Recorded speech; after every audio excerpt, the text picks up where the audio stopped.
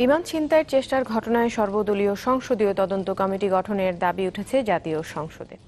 সোমবার সংসদ অধিবেশনে জাতীয় পার্টির সংসদ সদস্য রুস্তম আলী ফরাজি এই দাবি তোলেন। এর আগে ৩০০ বিবৃতিতে বিবৃতি দেন বেসামরিক বিমান পরিবহন ও পর্যটন প্রতিমন্ত্রী মাহবুব আলী।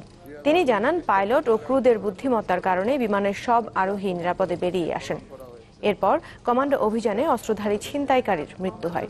তবে বিমানের কোনো ক্ষয়ক্ষতি হয়নি। ঘটনার তদন্তে একজন অতিরিক্ত সচিবের নেতৃত্বে ৫ সদস্যের কমিটি গঠন করা হয়েছে।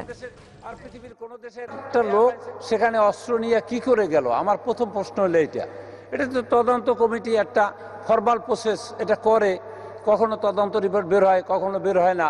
এটা দিয়ে আসল তথ্য বের হবে না। এটা যদি তদন্ত করতে হয় তাহলে সেইভাবে উচ্চ পর্যায়ে তদন্ত হওয়া দরকার।